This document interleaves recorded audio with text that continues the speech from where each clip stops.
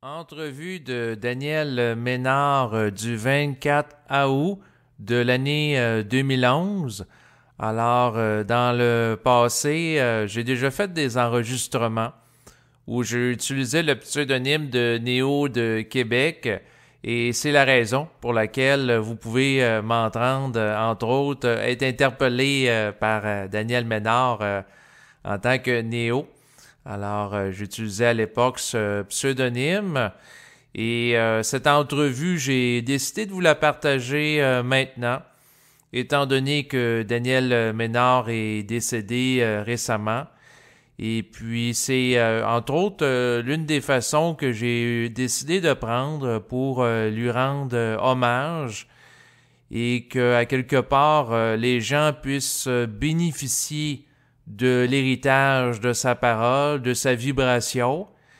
Et cette entrevue que je vous partage dans les prochaines minutes, je trouve qu'elle trace un bon portrait par rapport à cette personne qui a œuvré dans le domaine de la conscience supramentale pendant plusieurs années, qui a été consultant, qui a donné du coaching auprès d'individus et qui a été également l'intervieweur de Bernard de Montréal pendant plusieurs années. Donc, c'est sûr que c'est une personne qui a apporté beaucoup dans le milieu du domaine de la conscience, à la fois par son humour, son sens pratique aussi, d'aborder la conscience dans une optique d'intégration au quotidien. Et sans plus tarder, alors vous allez l'entendre. Bonne écoute. Oui, Daniel, lui-même. bonsoir. T'es présentement en onde. C'est parfait, c'est mon chef Noyo. Comment va? Je vais très bien. Et Excellent. dans le fond, oui? OK, parfait. Je suis dans mon auto. OK. T'es confortable? Très. Un bon siège en cuir. Excellent. Excellent, ça. Devant la forêt chez nous.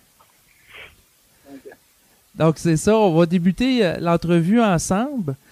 Alors, peut-être pour te présenter un petit peu à mon public, toi, si je ne m'abuse, ce que tu as fait dans ton existence a été consacré une bonne partie de ta vie à l'étude du supramental. Oui, à partir de 30 ans. Et J'ai rencontré Bernard de Montréal OK. à 30 ans. Avant ça, j'étais astrologue. Je l'étais aussi quand j'étais avec lui, mais j'étais astrologue avant. Avant de le connaître, j'ai commencé à 19 ans comme astrologue professionnel. Et puis j'ai rencontré Bernard à 30 ans. Là, j'ai 60 présentement. OK. Puis moi, j'ai 30 ans, puis je te rencontre. C'est bon. C'est le cas de le dire, c'est une course à relais. Ouais, ben c'est ça. En tout cas, c'est bizarre parce que ça a débouché pas mal dans ma vie à cette 30e année. Puis il y a plein de monde aussi, c'est le cas à 30 ans. Puis si on en regarde, en tout cas, dans les traditions ésotériques, puis tout ça, c'est comme 30 ans, l'âge initiatique, où ce que Jésus a commencé à prêcher, puis toute la patente, là, tu sais. Puis 33 ans, c'est un âge solaire. C'est la position du soleil qui revient exactement à la position natale, au degré et à la seconde près. 33 ans, 66 ans. OK. Pour en Il y a un re- délai, Oui? c'est possible? Comment? Il y a comme un délai entre... Ouais, mais je peux rien faire là-dessus, malheureusement. OK. Mais pour en revenir à toi, pour expliquer un petit peu ton cheminement qui t'a amené à justement rencontrer Bernard, est-ce que c'est suite à un traumatisme, à la perte d'un être cher ou... C'était, à l'époque, j'étais astrologue et puis j'avais une grosse clientèle. Je faisais à peu près 1500 consultations par année. J'étais pas loin du burn-out. Là, quand tu fais ça, là, quasiment 7 jours par semaine, j'allais à domicile aussi à l'époque parce que c'était pas légal. Et puis, j'étais réellement tanné. J'étais fatigué. Là. J'avais besoin de quelque chose de nouveau. J'avais le goût de travailler avec du monde. J'avais essayé de travailler avec d'autres astrologues. Puis ça avait été compliqué un peu. Il y a toujours des guerres de territoire là-dedans. Là. Et puis Bernard, ben, ça m'a été présenté par une de mes clientes. Et puis, moi, je ne voulais pas avoir de gourou dans ma vie. Parce que je connaissais tellement bien le milieu ésotérique que j'avais pas le goût de me tremper dans du gourouisme. Et puis, elle insistait beaucoup. Puis finalement, Bernard a accepté de me faire venir dans un mini-séminaire avant même d'avoir fait mon séminaire. Parce que j'aurais jamais fait de séminaire si je l'avais pas connu avant. Et puis, il a accepté que j'aille dans un mini-séminaire. Puis ça a été le coup de foudre, c'est le de le dire. Tu sais, ça a bien passé. Et puis, là, j'ai décidé ce jour-là de travailler avec lui. Mais je ne savais pas trop tôt comment c'était pour se passer, mais c'était comme une certitude profonde de travailler avec ce gars-là. Fait que j'ai fait mon séminaire par la suite parce qu'il m'avait dit qu'il fallait passer par cette procédure-là. Et puis, je l'ai accompagné là-dedans, puis ça a sérieusement modifié ma lecture de mon travail d'astrologue, qui était à l'époque extrêmement intellectuel. Et puis, avec lui, j'ai appris à vivre ça d'une autre façon, avoir à vivre le destin avec une autre approche que celle que j'avais avant. Et avec le temps, le travail qu'il faisait, ça m'a imbibé dans du coaching. Fait que j'ai laissé lentement l'astrologie pour me concentrer sur l'accompagnement, du coaching pour des gens qui voulaient ni plus ni moins qu'intégrer le travail que lui faisait, parce que moi, je le comprenais instantanément et parfaitement. D'ailleurs, pour ça que j'ai travaillé avec. Et puis, après ça, si c'était une question d'accompagnement pour les gens, pour qu'ils puissent arriver à vivre avec cette fameuse conscience-là, je dis, moi, les aider à ça. Tu sais. Et puis, je pense... Moi, il y a des questions spécifiques.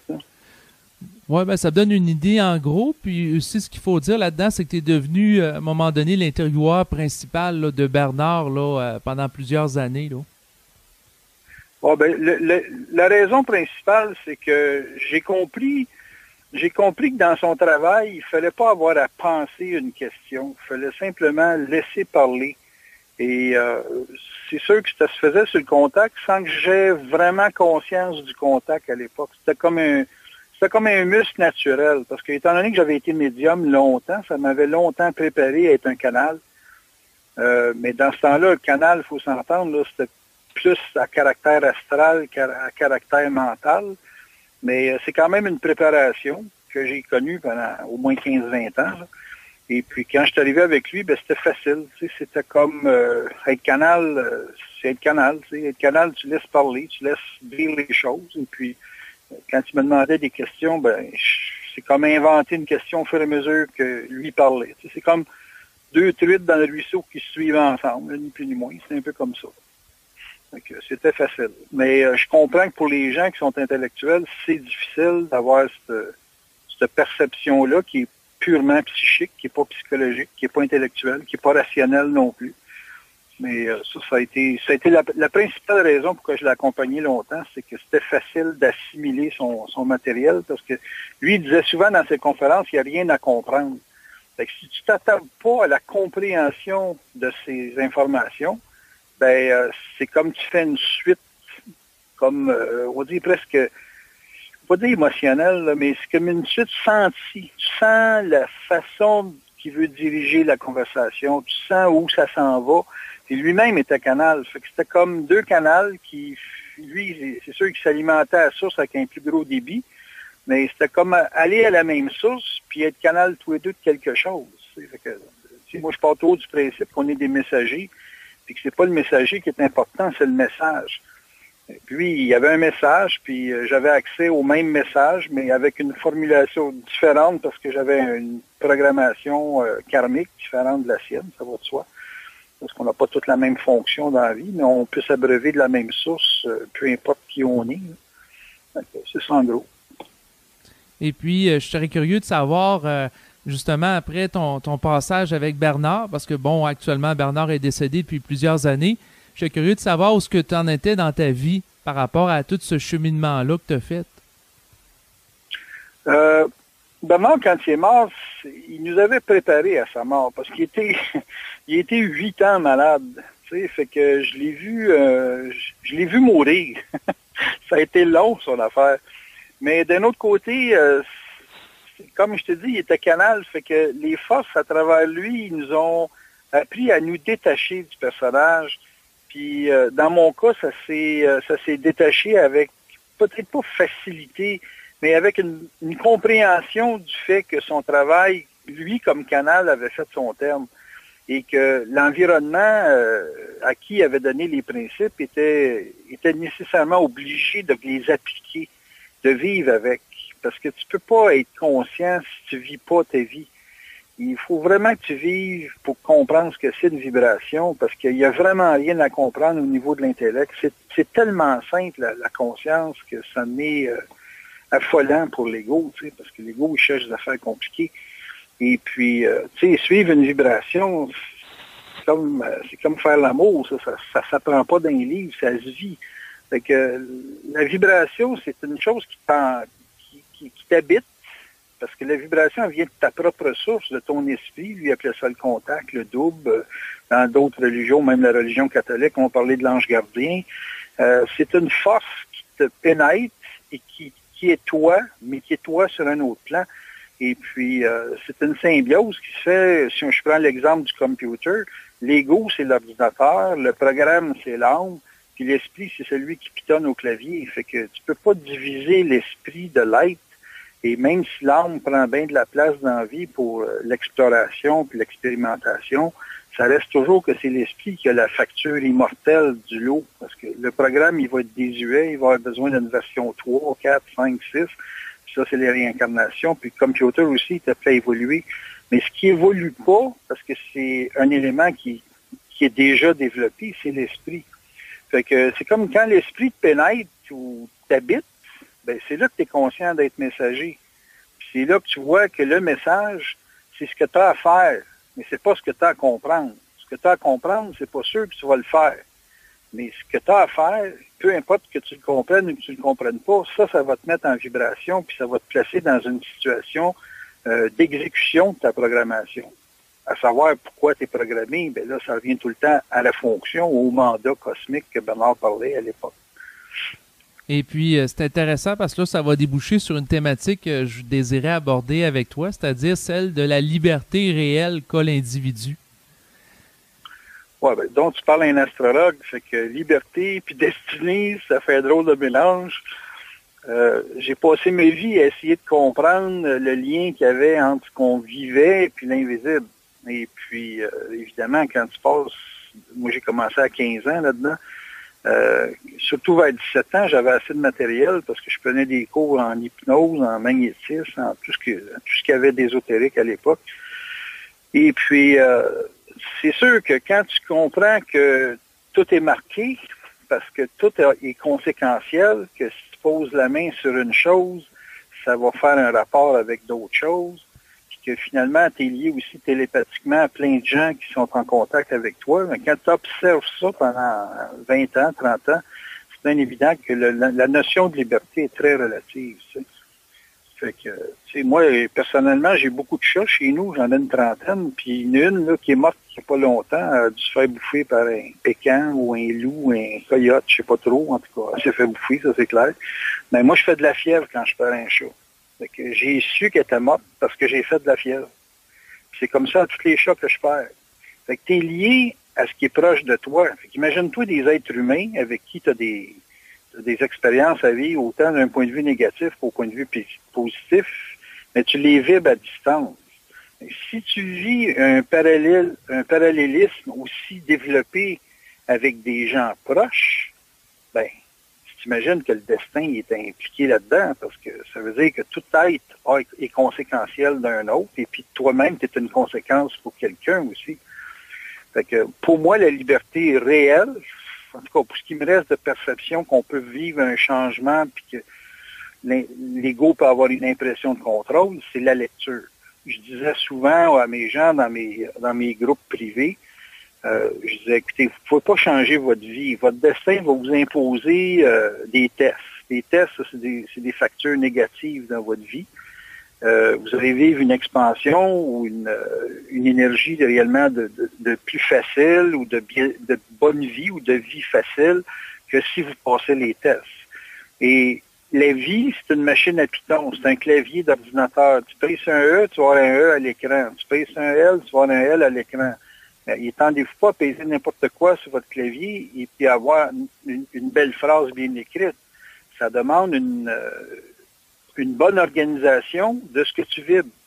Quand tu vibres quelque chose, ça demande d'être agi avec une certaine ordre, une certaine cohérence. J'applique beaucoup sur le mot cohérence parce que ce qui donne les problèmes aux gens, c'est l'incohérence. Quand une personne vit des tests négatifs, c'est parce qu'elle est placée dans un champ d'activité qui est incohérent et qui est aussi relationnellement incohérent. Tu peux avoir une personne dans ta famille qui vit un excès de déprime ou de dépression ou un suicide, puis ça va t'affecter à distance, ça, là. Fait que ton incohérence, tu n'es pas toujours responsable. Tu peux être victime d'incohérence de ton milieu. Tu sais, le chaos, ça affecte la planète dans les prochaines années à cause des conditions économiques.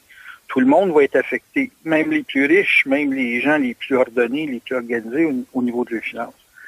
Donc, quand on parle de liberté, la seule qui me reste, moi, que je peux considérer qui est vérifiable, si on peut parler de possibilité de mesurer ça, de la liberté, c'est une capacité de lecture. Comme j'en suis rendu, moi, dans ma propre vie, à comprendre que mes vies se changent par mon taux vibratoire, donc mon niveau de conscience, si vous aimez mieux, c'est sûr que plus j'élève mon niveau de conscience dans une capacité de vibrer et d'agir, et d'éliminer le caractère intellectuel qui est la compréhension, pour en être strictement au niveau du fait que si je vibre et j'agis instantanément, j'ai la possibilité d'éliminer les mouvements polarisés de l'âme. Et là, à ce moment-là, ça va m'élever au-dessus des facteurs négatives, puis même positives, basiques, de base, donc instinctives, qu'on rencontre dans l'âme. Exemple, je serais marqué pour avoir un accident. Je vis un choc avant l'accident, parce qu'un accident, c'est une conséquence d'un déséquilibre psychique. Donc, je vis la perception psychique et à ce moment-là, je suis assez allumé pour poser un acte qui va enlever la conséquence physique. Et conséquemment, j'élimine le choc physique. Donc, j'élimine la possibilité d'avoir un accident sur la route. Excuse-moi. Mon taux vibratoire a fait une lecture qu'on pourrait appeler de la prévision, appelle ça comme de la voyance, appelle ça comme tu voudras. J'ai été capable d'agir avant que la situation descende dans la forme, dans la matière. C'est la seule liberté que je peux voir à date. Mais ça n'empêche pas l'événement de se produire. Oui, mais à ce niveau-là, je serais curieux de savoir, pour aller encore justement avec l'exemple de quelqu'un qui empêche qu'un accident d'automobile qui arrive parce qu'il tourne le volant assez rapidement avant que l'autre char il rentre dedans. Est-ce que ça peut ressembler à ça ou... Oui, ça peut ressembler à ça. Parce que c'est encore de la mise en vibration, ça. Tu es mis en vibration, tu n'as pas le temps de penser, tu agis réflexe, mais c'est quand même une lecture vibratoire. Tandis qu'une personne qui va être logique, qui va faire intervenir l'intellect, son temps de réaction va être trop long, donc conséquemment, il va y avoir l'accident. Parce qu'il ne sera pas capable de se réajuster assez rapidement de la vibration de son contact. C'est ça? Exactement. Okay. Écoute, la cinquième race, c'est la poussée du développement de l'intellect. La quatrième race, c'était les Atlantes. Eux autres avaient à développer le corps émotionnel. Nous autres, on a hérité d'un corps émotionnel plus raffiné que les Atlantes, parce qu'eux autres ont passé un bon 2-3 000 ans à travailler dans l'Atlantide le corps émotionnel. Nous autres, on passé 2-3 000 ans à travailler l'intellect. Et le supramental, c'est la science vibratoire. Donc, c'est des êtres qui vont apprendre à lire la vibration et en faire une science. Donc, ce ne sera plus avec la recherche qu'on connaît au niveau de l'ego. Il n'y aura pas de vérification empirique à l'époque. Il va y avoir une vibration et une action instantanée. La science va se développer à une vitesse d'enfer avec les gens de la sixième race. Là, on est au début de ça. Et ça va se passer au Québec, c'est dans l'ère du Verseau. Ça part de là et après ça, ça se développe à l'international. Mais il faut qu'il arrive des gros chaos internationaux qui passent par le fait de Pluton qui passe en Capricorne. Jusqu'à 2026, là, on va voir toutes les grosses structures, les universités, les structures gouvernementales, ces choses-là se faire bouleverser à tour de bras. Et puis ça va permettre l'émergence, quand Pluton va arriver en Verseau, ça va permettre une émergence d'une nouvelle forme de science qui va être plus basée sur la vibration que sur l'intellect. Et là, on va pouvoir dire que c'est la fin de la cinquième race, qui était l'ère du poisson. Donc, ça se terminerait en 2026 dans ce coin-là? Oui. La mutation, ce que les gens appellent l'apocalypse, c'est le changement de direction du mental humain. C'est ça qui est l'apocalypse. Mais ça a des gros effets concrets, il faut s'entendre. Bernard m'avait déjà dit, si le monde était capable de saisir mon travail dans l'instantané, il dit, il y a des bâtiments qui disparaîtraient de la planète. Disparaître littéralement. Parce que la structure matérielle qu'on crée, les bâtiments, ces choses-là, sont bâtis à partir d'une perception mentale. Et si tu changes ta perception mentale, tu changes la forme automatiquement. Pourquoi tu penses que ça change aussi vite et aussi rapidement les anciennes structures? À cause des médias sociaux. C'est la communication que les forces veulent installer sur la planète en premier. Quand les forces vont avoir installé un réseau de communication qui est évidemment, pour l'instant, à caractère social et puis, on va dire presque ludique, ils vont commencer à installer un autre niveau de communication qui va être un niveau de communication psychique. Ce que Bernard vivait, qui était comme une fusion, ben, tout le monde va avoir accès à ça quasiment à naissance.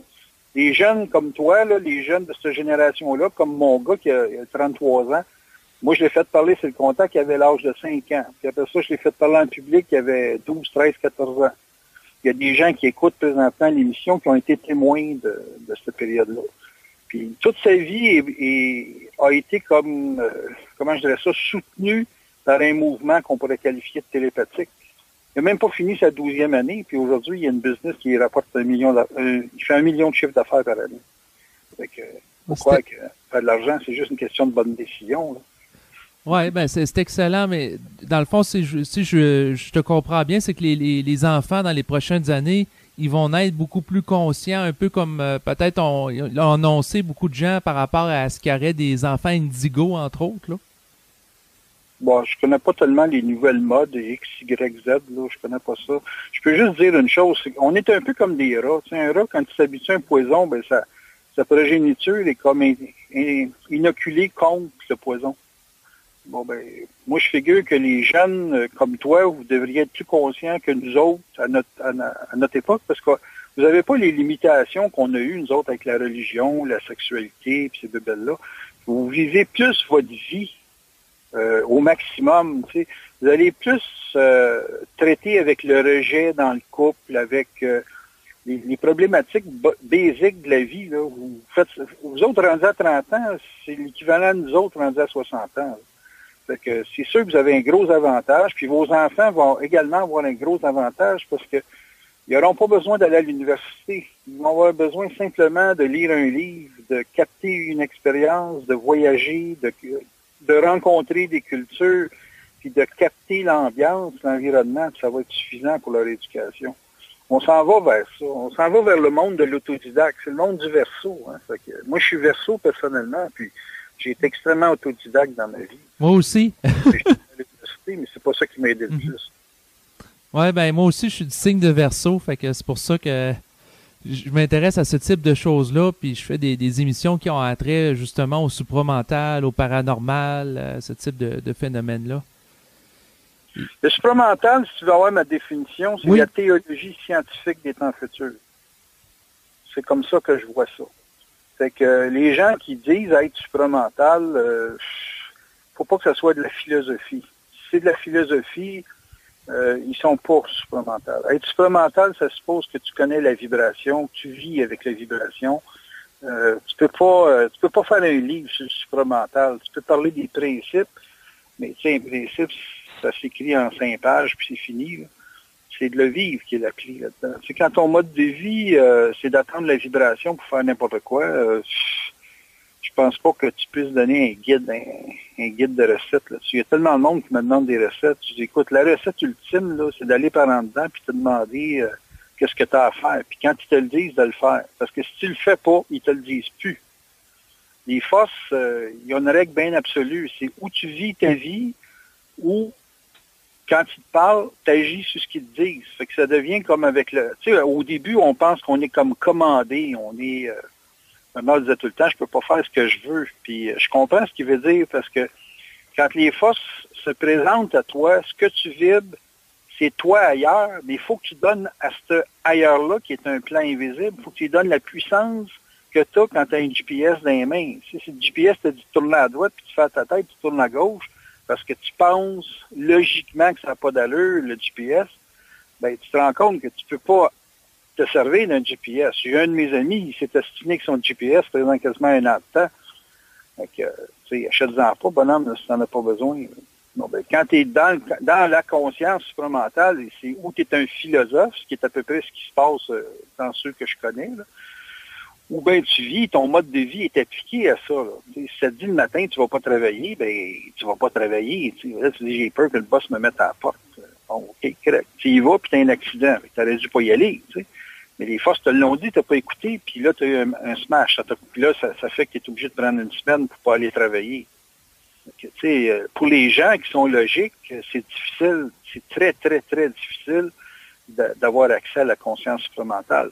Ils vont être curieux parce que ça donne un nouveau langage, ça donne la sensation d'avoir un langage plus puissant, ça stimule la rébellion ou le caractère rebelle de certaines personnes. Mais moi, vous dire, j'ai vécu une vie de rebelle. J'ai vécu à 15 ans dire à mon père, je vais être astrologue plus tard. Puis quand j'étais rendu à 20 ans, puis j'étais à l'université, as-tu encore le goût d'être astrologue? Puis là, j'ai dit plus que jamais. J'ai étudié en administration, en marketing. J'étais premier de classe en plus. Fait que, il n'en revenait pas que je continue là-dedans. Tu sais, quand tu fais 1500 consultations par année, puis tu fais 60 000 pièces par année dans les années 70, lui, il disait, ouais, au moins, t'es bon vendeur, tu sais. Mais dans le fond, si je te suis bien, c'est que ça demande de faire un acte de foi, tu sais, oser d'agir sur la vibration parce qu'on n'a pas de preuves, on n'a pas de garantie intellectuelle. Ouais, peut-être que pour un ego, c'est un acte de foi, mais moi, je suis pas un gars, j'ai le foie à bonne place, et puis je déteste à manger du chocolat, tu sais, mais c'est pas un acte de foi. Non, je suis pas un gars bien croyant. Moi, quand j'ai rencontré Bernard, même au bout de 4 ans, il dit, hey, gros Ménard, là, il dit, t'as-tu été tanné de m'étudier? J'ai dit, non, j'ai pas fini encore. Puis, il me trouvait gossant là-dessus, parce que, j'essayais tout le temps de voir s'il était pas un charlatan, puis, tu sais, il était weirdo en sacrément, je peux dire ça, même.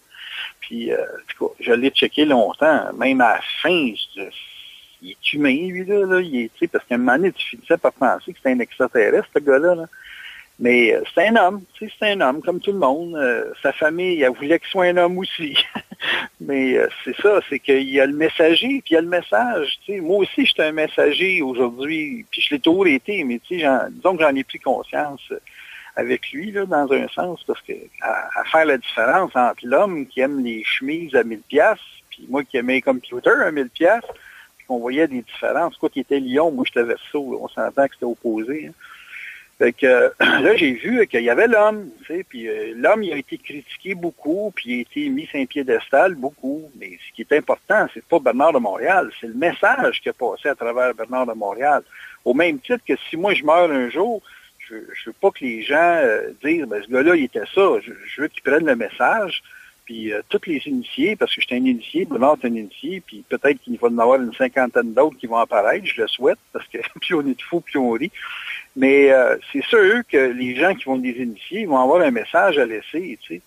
Et moi, j'appelle ça une trace historique, quoi que ce soit. Ils vont avoir le signature. Ils vont découvrir un aspect de l'application de la conscience, parce que là, lui, il a descendu pas mal tout ce qui était virtuel, là, la conception du supramental, mais il va falloir bien des gens pour trouver des champs d'application. Moi, le mien, ma signature, c'est de faire comprendre aux gens l'importance de la contraction puis de l'expansion, tu sais. Fait que, tu gars, j'avais une émission avec toi, donc techniquement c'est une expansion. Ben, j'ai eu une chatte, j'ai perdu une de mes plus belles chattes là, de ma portée. Puis là, ben, j'ai dit, vous êtes baveux, ils ont dit tu vis de l'expansion, fait qu'il faut que tu aies une zone de contraction avant. C'est cochon pas à peu près. Là. Il faut que je parle mes 30 shows pour faire des émissions. On va canceller ça. Là. Mais ça marche, c'est des règles du jeu, tu sais. Il y a comme c'est-tu en lien avec la théorie, c'est-à-dire le concept de polarité, où ce que si tu montes haut avec un état d'euphorie, il faut que tu vives un état dépressif compensatoire. Généralement, l'état dépressif est avant. Oh. Avant de mettre du café, tu mets une tasse. C'est la tasse qui est dense. Le café est fluide. Fait qu'ils te mettent, ils te font créer une tasse pour recevoir le café. Fait qu'ils vont te faire recevoir de la conscience après que tu vas avoir vécu de la contraction. C'est très, très difficile d'éviter l'initiation. C'est pour ça que je dis les gens, il va y avoir des initiés. Parce que qui dit initié, dit initiation. Ça va ensemble. Moi, la vie de Bernard, puis la vie que j'ai vécue, je la souhaite pas à personne. On l'a vécu parce qu'on était fait pour. Mais quand je vois du monde courir à l'idée d'être conscient, je dis, hey, prends ça relax, bonhomme, parce que tu vas voir que c'est pas si facile que ça d'être conscient. Parce que ça implique de la souffrance, ça. Pardon? C'est parce que de ce que je comprends, c'est que ça implique de la souffrance là, à ce moment-là, tu sais, vivre les périodes Ça implique la contraction, ça dépend. Il y a des, tu sais, un gars peut aimer s'entraîner chez Nautilus, il peut aimer s'entraîner pour les Olympiques, mais ça reste qu'avant d'être prêt pour les Olympiques, tu as pratiqué avant, donc tu t'es développé une tasse avant de pouvoir recevoir la médaille. Là. Mais les gens, ils veulent la médaille sans effort, ça ne marche pas comme ça. Là. Il faut arrêter de rêver. Là. Et puis, pour les gens qui nous écoutent et qui nous écouteront, étant donné que l'émission est enregistrée et elle va être disponible sur Internet, comment est-ce qu'on peut faire pour savoir si on est un initié ou on a à faire quelque chose par rapport à ça? Une des marques des initiés, c'est la générosité. Pas dans le sens financier, parce qu'il y en a qui peuvent être initiés puis sont pauvres comme Job, ce qui est mon cas.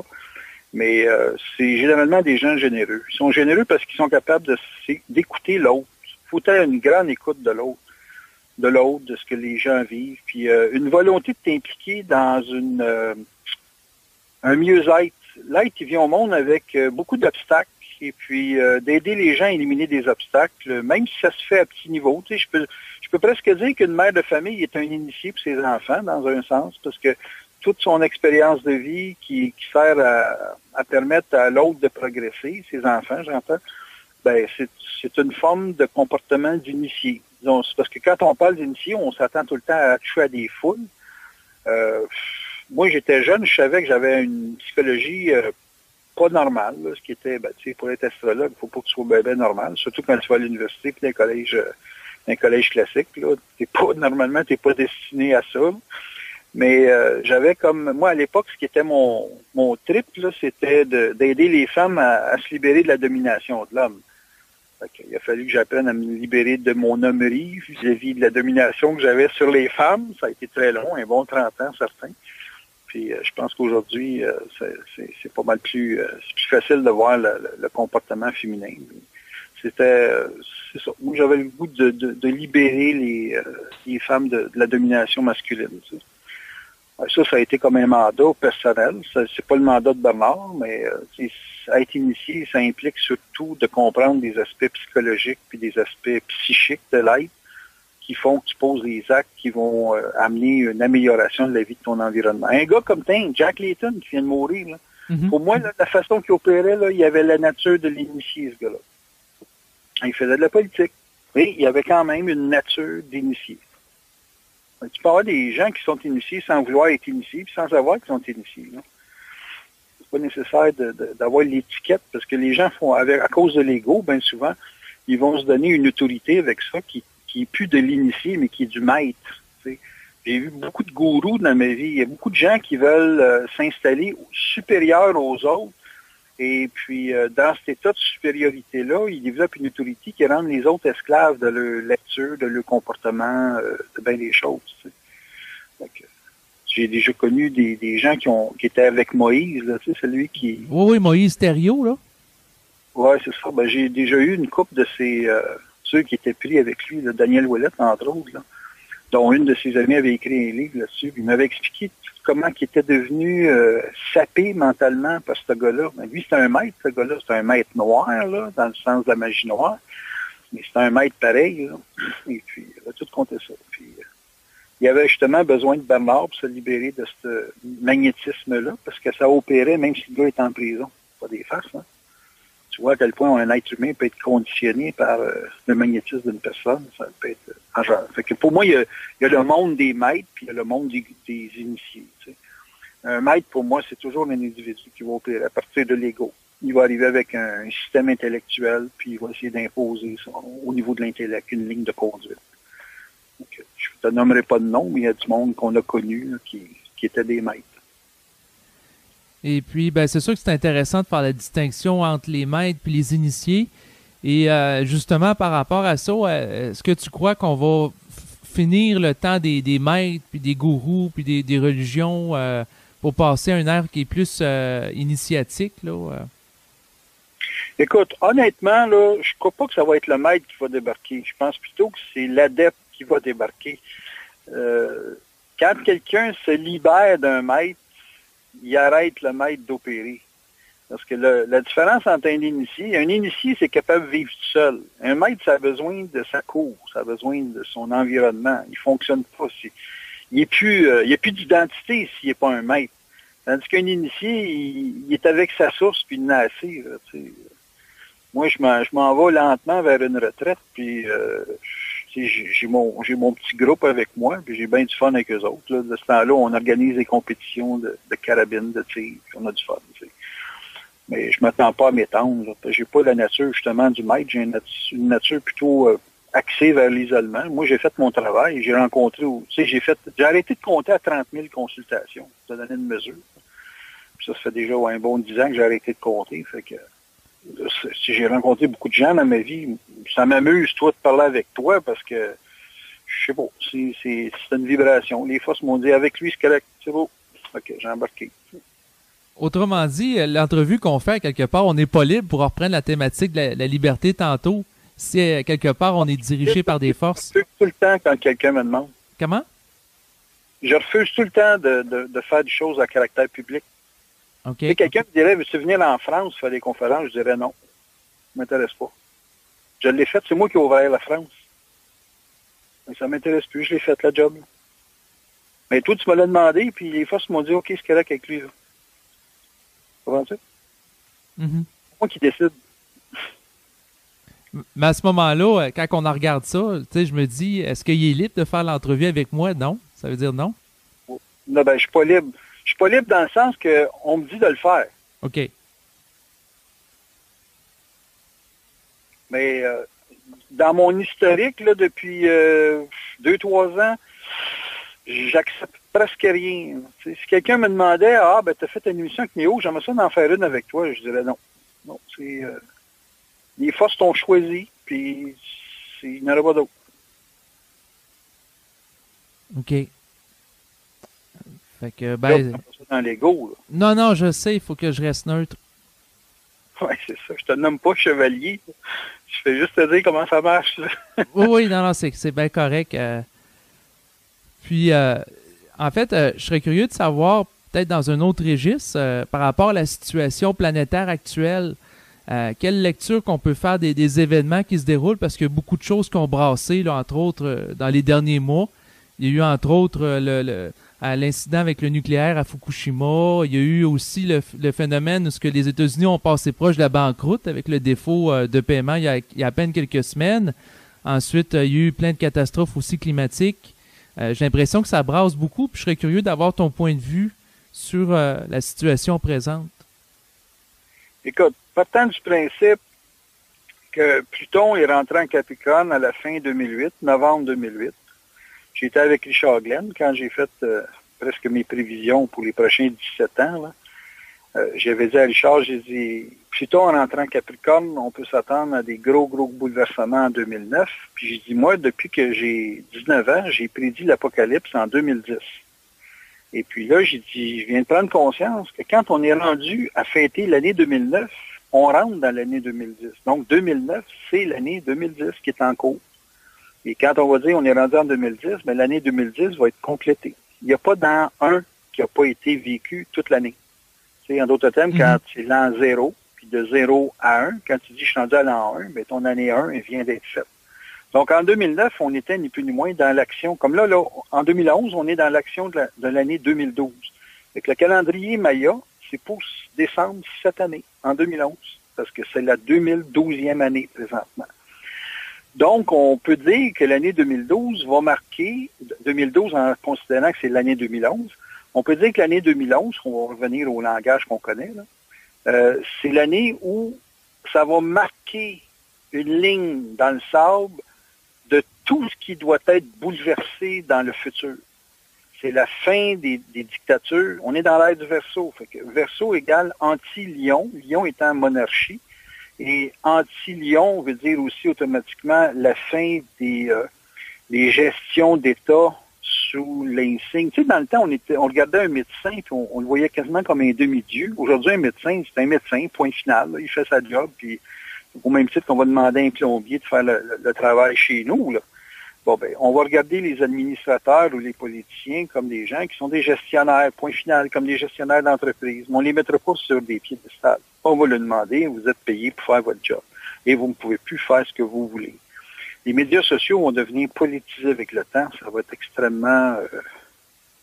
Puis là, il faut s'entendre, quand je dis médias sociaux, oubliez jamais une chose, que ce qui change la vie, c'est la vibration. Fait que médias sociaux égale gens que quand ils écrivent sur Twitter, Facebook, ce que tu peux imaginer, ils vibrent ces gens-là. Là. Ils font pas juste écrire un texte, là. Ils vibrent quelque chose. Fait que là, tu as des millions et des milliards de gens qui vont vibrer sur des médias sociaux. Ça va être au-delà de l'écriture. Ça va être au-delà de ouais, nous autres, qu'est-ce qu'on fait avec l'opinion publique. Ça va être une opinion publique qui va être tellement vibrante qu'elle, elle va changer quelque chose. Elle va changer celui qui décide ou qui pense décider. Oublie pas, c'est pas nous autres qui pensent, mais c'est pas nous autres qui pensent, c'est toute la planète qui pense pas, là. Même le politicien est manipulé psychiquement par des vibrations. Et conséquemment, si des masses de gens sont capables de vibrer une direction, mais les politiciens vont être obligés de suivre ce mouvement-là, ils n'auront pas le choix. Un gars comme Obama, il va checker ses codes d'écoute, il va checker ses statistiques, ses sondages, appelle ça comme tu veux. Il va être obligé de s'ajuster à ça. Puis il va y avoir des forces qui vont créer des contradictions ou des contractions, parce que moi, ça revient tout le temps à la contraction puis l'expansion, pour permettre à quelque chose de débloquer, tu sais. Fait qu'on j'avais fait un CD qui s'appelait 17 ans de mutation. Je peux te l'envoyer si tu veux par YouSendIt. Et puis, c'est un CD que j'avais fait justement en 2009 pour annoncer tous les effets de Pluton jusqu'à 2026. Et jusqu'à 2026, on va voir s'effondrer tout ce qui a un caractère capricornien, ça veut dire les structures. Regarde tout ce qui est vieux qui est en train de s'écrouler au Québec en termes de routes. C'est symbolique, ça. Là. Les routes, c'est la communication. Fait que s'il y a un besoin de remaniement des structures, sous toutes ses formes, autant physiques que virtuelles, sur une base de 17 ans, le ménage est en train de se faire. Et justement, parlant des médias sociaux, tantôt, ça m'a fait penser au phénomène du printemps arabe qu'on a vécu il y a quelques mois, c'est-à-dire des pays arabes où ce que les gens se sont révoltés grâce aux médias sociaux, dont Facebook, Twitter, notamment si on pense au pays de l'Égypte, où les gens se sont soulevés pour se débarrasser des dictateurs là, dans les pays arabes. Donc, je pense que ça peut être un exemple de phénomène. Ça marche. Oui? Les jeunes qui font ça. Les gars de ton âge. Ben oui. Grâce à ça. Hein? Il n'y a pas de hasard. Non. C'est ça l'aide du Verseau. Qu'est-ce que tu penses qui va mettre à terre la disparité économique à travers le monde? Ça va être les médias de communication. C'est plus que ça. C'est la capacité d'empêcher, je ne sais pas comment ça va se faire, mais ça va être la capacité d'empêcher les gens qui s'enrichissent sur le dos des pauvres. Il y a quelque chose qui va se passer à un moment donné là-dedans. Et puis ça s'appelle la consommation. Il s'agit que des gens disent, non, moi, j'ai plus besoin d'une grosse TV, j'ai plus besoin de ci, j'ai plus besoin de ça, là. Puis ceux qui s'enrichissent sur le dos des pauvres, ils vont crier famine. Ils vont être obligés de se mettre au pas. Donc, la simplicité volontaire. Ça peut ressembler à ça. Moi, je ne suis pas un candidat à ça vraiment, là. Je suis obligé de la vivre, mais je ne suis pas un candidat à ça. Mais le jour où les gens vont être satisfaits d'être ensemble juste à parler. Bernard, on lui demandait souvent, ça va être quoi l'apocalypse de la mort? Il dit, quand vous allez être rendu à aimer parler entre vous autres, vous n'aurez pas besoin de dépenser beaucoup pour ça. Puis il dit, ça va rétablir votre équilibre financier. Il dit, c'est quand tu commences à vouloir t'acheter des choses, des objets, pour compenser ton manque d'intelligence, ton manque d'identité. Il dit, c'est ça qui te met dans le trou. Il dit, quand tu n'as plus besoin d'un auto de l'année ou d'un auto à tous les 4 ans, ou moi je me promène avec un auto de 1000$, en tout cas c'est ce que le vendeur ou l'acheteur peut me donner, là, puis que je suis bien avec, il y a 285 000 kilos, puis il roule comme une toupie. Je me dis, si je suis capable de vivre là-dedans, puis que je suis capable de me dire que j'ai pas besoin d'autre chose, ben je sauve des milliers de dollars par année, parce qu'un auto, c'est 10 à 15 000$ par année à utiliser ça. Fait que si, tu sais, mets des millions de personnes, là, tu vas dire, oui, mais le système va s'effondrer. Oui, un système qu'on connaît va s'effondrer. Mais un nouveau va apparaître parce que la richesse, elle va juste se répartir différemment. Là. Exactement. C'est intéressant ce que tu dis parce que, vois-tu, c'est ce que je vis. Actuellement, je suis très dépouillé, puis moi, mon plaisir, c'est de faire des émissions de radio, faire des enregistrements, puis d'échanger avec des gens sur Internet. Puis, tu sais, je vais plus voir de films, je fais pas beaucoup de voyages, je fais pas grand-chose finalement. Mais mon plaisir, c'est dans la communication, la vibration que ça dégage, de sentir ça. C'est ça. Fait que tu te développes, puis ça te coûte pas une fortune. Exact. C'est ça. Tandis qu'il faut bien du monde se développer, c'est avoir quelque chose de plus cher que son voisin. Ouais, parce que c'est au niveau de l'ego. C'est ça.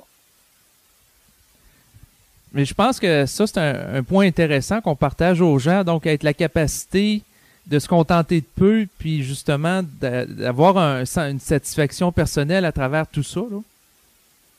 Mais gars, tu dis se contenter de peu. Alors que pour moi, je me trouve plus intelligent de vivre comme ça que de vivre dans de l'excès.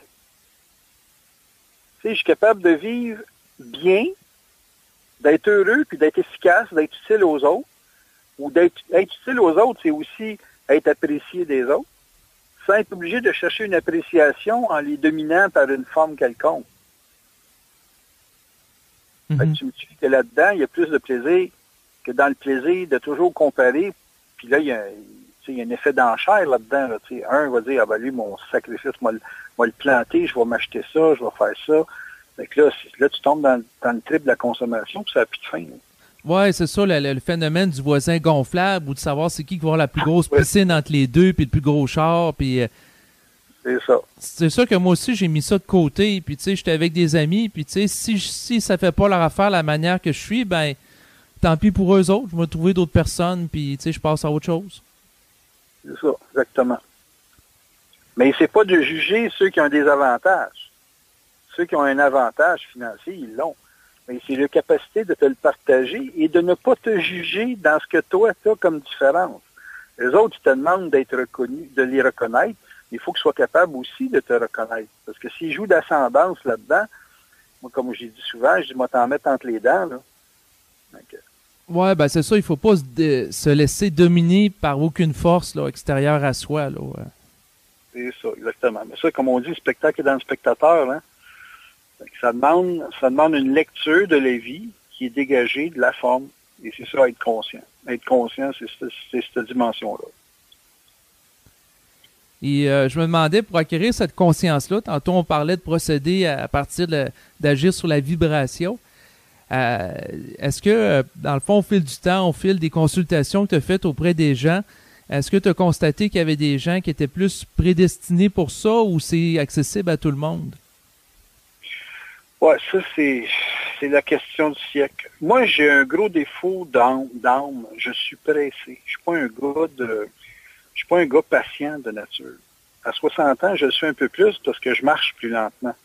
Mais j'ai passé ma vie dans un monde de compétition. Même Bernard se servait de moi pour confronter des gens de son milieu proche, les confronter pour qu'ils ne se prennent pas trop au sérieux ou qu'ils ne se prennent pas trop pour des super-héros. Là.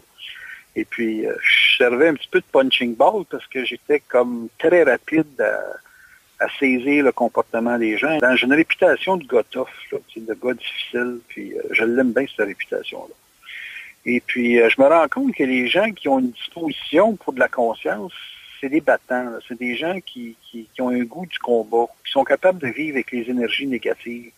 Les gens qui sont très spirituels, c'est des gens qui veulent... ils sont toujours dans le bien, ils sont toujours en train de se nettoyer le corps, ils sont toujours en train de se nettoyer le côlon, puis c'est des tripeux de vérité, puis des tripeux de corps propre. Là, tu sais. Et puis... c'est pas vraiment comme ça que la vie, ça se passe. Ça se passe dans de la guerre, tu sais. Fait que j'étais un gars qui aime voir des gens se battre contre les obstacles de la vie, contre des états d'impuissance, puis que quand ils sont dans un conflit, ils sont capables de l'affronter. Vibrer, le plus grand défi des forces, c'est d'agir vite sur ce que tu vibres. En général, un peu heureux, il va essayer de le faire vivre par d'autres. C'est un peu comme un gars qui achète sa vie à crédit, tu sais, c'est payer plus tard, puis pas le payer jamais ou pas le payer tout de suite. Ça développe des mentalités de voleurs. Ils payent pas pour ce qu'ils apprennent. Ils veulent tout le temps l'avoir gratis. Faut toujours qu'ils regardent le show à travers une télévision. Ils sont pas capables de payer pour un show à 60$ directement avec l'artiste. Fait que les gens qui sont plus conscients, c'est des gens qui sont capables de se mettre sur le terrain, qui sont capables de le vivre sur le terrain. Tu sais. Je faisais une compétition fin de semaine, puis la personne elle s'est classée 6e, puis elle aurait voulu être dans les 3 premiers. J'ai dit, faut que tu pratiques, ma grande. J'ai dit, tu peux pas rentrer une compétition, puis tu as eu ta carabine le mois passé, là, tu sais.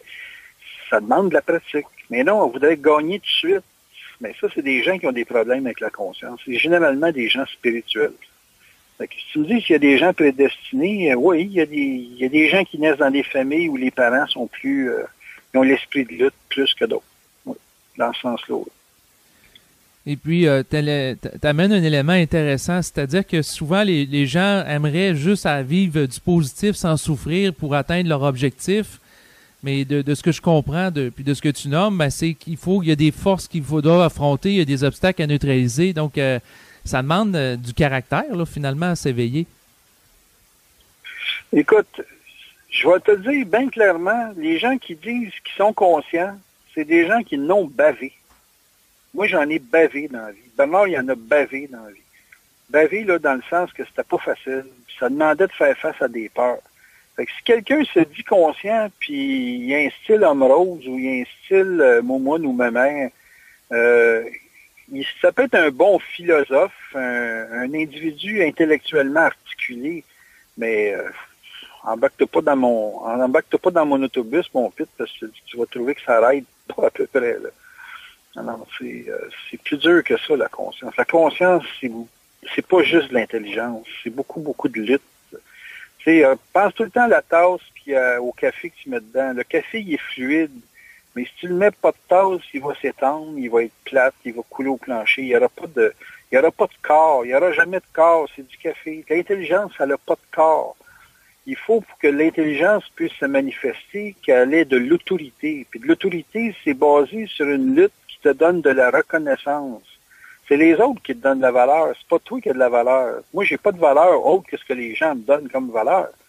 Mais si j'ai pas d'autorité, je peux pas avoir de valeur parce que je crée pas d'impact. Il faut qu'il y ait de l'impact. Il faut qu'il y ait de la certitude dans ce que je te dis pour qu'il y ait reconnaissance de ce que je dis. C'est sûr que je vais alimenter des gens qui veulent ma peau parce qu'ils vont vouloir avoir raison sur ce que je dis. Il y a des gens que peu importe si c'est réel ou si c'est vrai ou si ils sont naturellement opposés parce que ça les dérange. Ils veulent pas se faire déranger. Mais ces gens-là, pour quand même qu'ils te respectent, il faut que tu te manifestes avec force puis avec autorité. Donc, il faut que tu aies une affirmation qui est appuyée sur du vécu. Moi, il n'y a personne qui peut me tasser parce que ce que je parle, je l'ai vécu. Il y a plein de gens qui parlent puis c'est pas vécu. Quand tu parles des extraterrestres puis tu n'en as jamais rencontré, c'est un épais, là. OK, on s'entend? Parce que tu n'as pas vécu. Tu imagines. Mais ça, imaginer, il y a plein de monde qui peuvent imaginer. Il y a des beaux parleurs qui ont le ton, qui ont génétiquement des cordes vocales qui lui permettent d'avoir une voix d'outre-tombe, là, tu sais, à la langue irante, ces choses-là, qui vont annoncer des bébelles. Mais ça, pour moi, c'est des philosophes, c'est des ésotéristes, c'est des gens qui sont dans une sorte de recherche d'évasion des structures ou du monde réel pour aller dans un monde virtuel. Pas de problème avec ça. Mais dis-moi pas que ça a du pouvoir, ça, là. Ça n'a pas de puissance, ça n'a pas d'impact, ça n'a pas de contenance. Ouais, ben surtout que si on donne l'autorité à des extraterrestres puis on les a pas vus, ben on risque d'être manipulé par eux autres ou que, tu sais, à quelque part, ça se tienne pas debout, là, parce qu'on n'a aucune... c'est ça, il y a aucun contact direct qui se fait, tu sais. Tu sais, Bernard disait pas croire. Pas croire, c'est pas nier non plus. Moi, je nie pas que ça peut exister, mais je peux pas en parler si je l'ai pas vécu. Tu sais, moi, des gens qui me racontent des choses, je suis dans le domaine des armes depuis 1 an, là. Écoute, je faisais de la moto avant. Puis je voulais tellement vite qu'il fallait que je vende la moto. Ben, je me tapais un ticket de 2-3 000 pièces, puis j'avais pas les moyens de le payer. Puis Fait que finalement, j'ai vendu ma moto, puis je me suis en allé dans le domaine des armes. Moi, j'étais à l'école, là. Quand je vais voir un gars là, puis qui me parle de balistique ou qui me parle d'optique, puis d'une balle qui se tasse de 6 pouces à cause du vent, puis que ça baisse de 92 pouces, une balle à 600 verges, j'écoute. J'étais à l'école. Je connais rien. Il a vécu, lui. Lui, il a vécu. Lui qui me parle, il l'a vécu. Puis il m'invite à aller le vivre. Puis il dit, écoute, si tu fais ça va donner ça. Puis j'écoute, je suis à l'école. Mais j'écoute les gens qui ont du vécu. Parce que les gens qui ont des théories sur quelque chose, je suis obligé de les vérifier. Je les sens pas sûrs. Je les sens. Ils sont pas à côté. C'est pas à côté ce qu'ils disent. Fait que moi, dans mes conférences, j'ai toujours appliqué sur je l'ai vécu, je le parle. Je l'ai pas vécu, j'y touche pas. D'ailleurs, j'avais la réputation comme intervieweur avec Bernard de toujours le ramener 2 pieds sur la terre. De toujours le ramener à qu'est-ce qu'on peut faire la semaine prochaine avec ce que tu parles. Sinon, il partait, lui, l'île du paradis, puis ci, puis ça. Écoute, bonhomme, moi, quand j'arrive, je pense même pas à ça. Là, tu sais. Oui, ben je pense que c'est un souci qui est important à voir. Je te dirais, depuis les dernières semaines, j'entre beaucoup plus dans le concret. Avant, je m'intéressais aux extraterrestres, les ésotéristes. Et puis, avec le temps, il y a un phénomène où ce que dans ma vie, je me sens moins appelé à ça, puis plus aller justement les questions qui m'intéressent, c'est comment vivre la conscience dans son quotidien. Donc, c'est ce type de choses-là. Bon gars, c'est moi, ça. Bon, je suis la bonne personne. C'est peut-être pour ça aussi que j'ai pas eu la vibration de faire l'entrevue avec toi ou de contacter avant, parce que ça fait quand même depuis 2007 là, que je fais des émissions de radio sur Internet, mais je me sentais pas, je savais que tu existais, j'avais été te voir en conférence en 2008, mais je le sentais pas encore, je me sentais pas encore, fait que là, je pense que le timing est bon. Oui, c'est possible. Écoute, moi, je suis le gars qui arrive à la fin, je suis pas le gars qui commence au début. Les gens, en général, ce qu'ils ont besoin, c'est de dilater. Puis, quand tu t'en vas dans des sujets qui touchent l'imaginaire, ben, c'est comme si tu prenais une bonne puff du bon, là, et puis t'en pompes au moins 2-3 cigarettes, là, puis là, tu pars. Tu sais. Parler dans le virtuel, l'imaginaire, c'est ça que ça fait, ça dope. Tandis que moi, je l'amène sur la terre, je suis le portage, là, celui qui dégrise. C'est sûr que c'est pas évident à rencontrer parce que c'est un cold turkey garanti. Là. Ouais, ben c'est sûr que ça amène une autre dimension. Puis, tu sais, à un moment donné aussi, c'est que quand on est dans le flyer ou le culte ou vraiment dans les hautes sphères comme l'île paradisiaque auquel tu faisais allusion, la cosmologie d'Urantia, tout ça, c'est qu'à un moment donné, on est confronté au fait que à quoi ça sert dans notre quotidien. Tu sais, ça ne permet pas de payer nos impôts. Il y a à un moment donné, je pense que la réalité pratique nous ramène là, quand on s'intéresse trop à ces choses-là. C'est en plein ça. Pourtant, les deux mondes peuvent se concilier. Mais moi, j'ai toujours dit, la première chose qu'il faut défendre dans surtout les gens qui s'intéressent à l'occulte, la première chose à défendre, c'est la cohérence.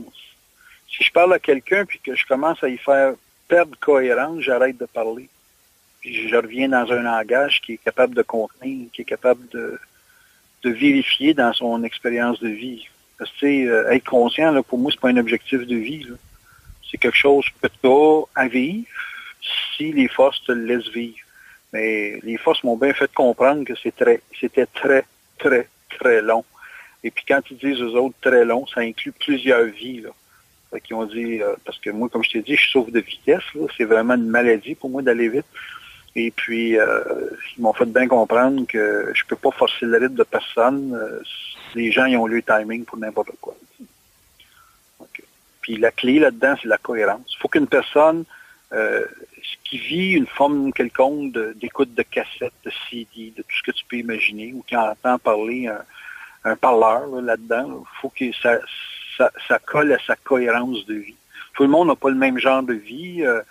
Et puis, il y a des femmes qui vivent seules, il y a des femmes qui vivent en couple, puis il y en a d'autres qui se font prendre en charge, il y en a d'autres femmes qui se font pas prendre en charge. Puis, tu sais, c'est des combats différents. Fait que quand tu parles de la femme, tu parles à des millions de femmes qui peuvent être très différentes. Tu sais, faut pas penser que toutes les femmes, c'est toutes sur le même topo. Il y a des principes de base, mais il reste quand même qu'il y a des variantes, puis sont énormes les variantes. Puis moi, je suis un gars de terrain, donc je suis un gars qui est dans le one-on-one. J'ai rencontré des femmes de tous les acabits possibles dans la société, tu sais, des femmes d'affaires, des femmes de politique, des femmes qui étaient prostituées, puis la patente. Puis j'étais capable de composer avec toutes les mentalités. Là. Fait que, tu sais, il y a une raison à ça, c'est que je regarde pas la personne comme un tout et une vérité sociale. Je la regarde en termes de qu'est-ce qu'elle vit, c'est quoi sa souffrance, puis c'est où qu'elle perd cohérence dans la vie. Mon travail, moi, c'est de ramener les gens à, justement, avoir de la cohérence. Tu sais, quand tu rencontres quelqu'un qui a été sur le crack pendant 3 ans, puis qui vient te voir, puis qu'elle te demande si c'est un haut screw, comment je peux m'en sortir, ben, tu vas lui dire, écoute, il faudrait que tu ailles te désintoxiquer, il faudrait ci, il faudrait ça, puis, c'est toujours de la ramener à de la cohérence, tout le temps, tout le temps. Il y a des cas moins lourds, mais c'est toujours le phénomène de la cohérence. Si tu es dans la simplicité volontaire, puis tu as le goût de t'acheter un Cadillac, why not? Tu as le goût de t'acheter un Mercedes, why not? Il y a des Mercedes à 5000$, là. Tu n'es pas obligé de l'acheter neuf, tu peux l'acheter usagé, mais tu vas avoir quand même le punch du prestige du véhicule à pas cher. J'en ai acheté un Mercedes, je l'ai payé 3000$, puis je l'ai fait tirer à un moment donné. J'ai fait un tirage, puis le gars qui l'a gagné, il a mis 5000$ dedans, puis l'auto était flambant neuve après. Ça, tout à fait. Tantôt, on parlait de contention et d'expansion. Comment? Contraction et expansion. OK, excuse-moi, j'interprète. Et je serais curieux d'en savoir un petit peu plus avec des exemples concrets. Comment on peut vivre ça dans notre existence? Là, Bon, avant tout mouvement important d'expansion dans une vie, et je peux prendre les Jeux olympiques, avant qu'une personne gagne une médaille d'or ou gagne un concours ou gagne tout court, il y a une zone de cohérence qu'il faut qu'il s'installe par une forme de pratique, par une forme d'événement qu'on pourrait qualifier de difficile. Tu ne deviens pas champion du jour au lendemain, tu deviens champion à forger ton personnage pour obtenir des réflexes, pour une sorte d'instinct naturel à développer ta compétence. Puis ça, c'est la période où tu dois développer de la consistance, de la cohérence et de la densité. On pourrait dire dans un sens virtuel de l'autorité. Et puis, une fois que tu as acquis cette autorité-là, ben là, les forces peuvent mettre en présence l'énergie d'expansion qui va être contenue par cette contenance-là, contenue par cette cohérence, par cette autorité-là. Dans le domaine de la communication, c'est comme l'équivalent de dire tu peux pas parler ce que tu n'as pas vécu. Donc, si une personne se lance dans un produit théorique, ben, ils vont enclencher automatiquement un groupe d'événements qui vont aller le tester dans ce qu'il affirme. Pour voir si c'est cohérent? Ben, c'est ça, c'est que la cohérence, c'est un vécu. Il faut que tu aies un vécu pour être cohérent. Tu sais, je pourrais te dire n'importe quoi que tu fais apprendre, que ce soit le tennis, un sport, un travail, n'importe quoi, ça demande un vécu. La théorie, c'est pas suffisant. Parce que c'est virtuel. Donc, le virtuel est toujours testé par un vécu, tout le temps. Bernard, il me disait dans le temps, je disais, hey, on pourrait faire une école ou une espèce d'université de la personne. Puis il disait, oui, mais tu peux pas rendre les gens avant 35, 40 ans parce qu'il faut qu'il y ait un vécu. S'ils n'ont pas de vécu, ils ne comprendront pas parce qu'ils vont absorber ça sur une base théorique. Puis la vibration, c'est pas théorique. La vibration, c'est une sorte de poussée de l'énergie des forces qui demande d'être organisée dans la matière. Mais il faut que tu aies une expérience de l'organisation. L'ego, sa fonction, c'est d'organiser la vibration. C'est pas de dicter le processus décisionnel. Tu sais, la décision ne revient pas à l'ego, elle revient à la vibration. C'est la vibration qui indique le chemin, c'est pas l'inverse. C'est pas l'organisation qui indique le chemin, c'est la vibration qui indique le chemin. Mais l'organisation, pour qu'elle ait des assises solides, ça demande, on pourrait appeler ça de l'expérience. Il faut que tu aies une expérience sur le terrain de la vibration. La vibration, c'est virtuel, c'est sûr, mais éventuellement, il faut qu'elle soit exposée à des tests. Ce que les gens appellent le mal. Tu es exposé au mal avant de vivre une forme quelconque d'intelligence, automatiquement. Donc, ce que les gens appellent le bien, bien souvent, c'est l'expression de l'intelligence. Mais l'intelligence, il faut qu'elle ait connu le combat ou la contenance exigeant de réussir à passer un test, donc à vivre un peu le mal. J'ai fait 2 CD là-dessus. L'un, ça s'appelle l'intelligence du mal, puis l'autre, un peu plus loin, est plus scientifique, il y a une approche plus mentale, on va dire, qui est moins spirituelle, parce que le bien et le mal, c'est quand même une perception morale. Et puis, dans l'autre, c'est contraction versus expansion. Je ne me souviens pas des numéros. Vous irez voir sur le site Internet. C'est marqué là. Mais ça, c'est vraiment une compréhension de qu'est-ce qui permet à un individu d'accéder à un champ de conscience quelconque. Ça répond à ta question? Oui, ben en fait, pour bien m'assurer que je saisis bien, c'est que, dans le fond, entre guillemets, le mal, c'est les expériences qui peuvent être souffrantes pour l'ego qui créent des réajustements là, en vue d'intégrer plus d'intelligence, de créativité et de lumière. C'est ça. Okay. En gros, c'est ça. Si tu n'as pas vécu une expérience, tu peux pas atteindre un niveau de précision. L'intelligence, la première chose qu'une personne cherche dans de l'intelligence, c'est de la précision. Un individu moi j'ai donné des cours de bourse, une personne qui a 10 000 ou même pas, 500 pièces, puis qui prend toujours des décisions précises, elle va finir l'année avec un 150 000 dans son compte, en étant partie avec 300-400 pièces. Parce que si elle fait jamais de perte, elle va inévitablement faire que des gains. Puis quand tu fais que des gains, mais là, tu doubles à chaque fois, tu sais. Avec les monnaies, on faisait 10% par semaine. Fait qu'imagine le party à la fin de l'année, c'est beaucoup, beaucoup, beaucoup d'argent. Mais l'individu n'étant pas précis, n'ayant pas l'expérience du gain et de la perte, ben automatiquement, il ne fait pas ces montants-là. Virtuellement, sur papier, oui, ça peut se faire. Tu peux prendre, je l'avais calculé avec 300 $, puis si on avait une fiche parfaite à la fin de l'année, on avait autour de 60 000 $. Imagine ton capital de base, 300 là. Mais ça exigeait des décisions parfaites. Chose que les gens ne sont pas capables de faire parce que, justement, il faut une expérience. Et pour prendre ce type-là de décision parfaite, ça prend une expérience, ce qui veut dire que, dans le fond, la personne, elle a déjà un vécu où elle est habituée de contenir ce type des décisions de nature similaire. Là. Oui, ça. C'est très, très mécanique, la bourse. Là. Il faut faire autant d'argent à la baisse qu'à la hausse. Fait que si tu sais tout le temps suivre il y a ça en anglais, le trend, ben, tu te trompes jamais. Tu es toujours en mode gain tout le temps. Tu ne gagnes pas à la bourse strictement quand ça monte. Tu peux gagner beaucoup quand ça baisse, mais il y a très peu de gens qui savent comment ça marche. Fait que ces gens-là, ils n'ont pas d'expérience, donc ils perdent. Quand les gens disent on a perdu tant d'argent, ça veut aussi dire, parce que l'argent ne se paye pas à la bourse, ça se transfère. Ça veut dire qu'il y a des gens qui ont récupéré un montant. Fait que, il y a toutes sortes de choses que les gens ne savent pas, qui fait qu'ils n'ont pas d'expérience, donc qui fait qu'ils ne sont pas conscients de la mécanique de certaines choses. C'est la même chose au tennis. Tu tiens ta raquette d'une certaine façon, tu as plus de chances de taper à la balle à 40 000 à l'heure plus vite. Tu sais. C'est tous des éléments qui font que tu es obligé de passer par le véhicule pour aller chercher des subtilités. Les gens qui me côtoient ont plus de possibilités de saisir une vibration que ceux qui m'écoutent sur une CD.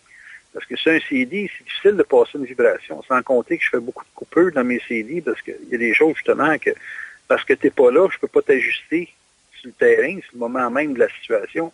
Fait que je coupe parce que je me dis, dans le grand public, ne comprendra pas ce que je dis là. Fait que c'est ça. Fait que tout ce qui est virtuel, ça reste dans un champ très, très fluide et très changeant. Tu sais. Et peut-être ça pourrait être intéressant de regarder ça par rapport à la question de la conscience expérimentale, la conscience planétaire de l'ego, là, qu'on a entendu, entre autres, Bernard parler, et versus l'expérience auquel tu fais allusion. Est-ce qu'on peut dire que c'est la même chose ou c'est différent? Non, c'est pareil. C'est peut-être dit différemment, mais je veux dire, oui, c'est de la conscience, ça passe par l'expérience. Je pense pas qu'un jeune de 16 ans, 17 ans... Moi, j'ai fait parler mon gars sur le contact, il y avait 5 ans, puis il m'avait dit, sur le contact, mon corps n'est pas capable de prendre plus que 10 minutes. C'est sur le contact à 5 ans qu'il étudie des affaires de même. C'est pas... il m'avait dit ça, il dit, mon corps n'est pas capable de prendre la vibration plus que 10 minutes, à l'âge de 5 ans. Mm-hmm.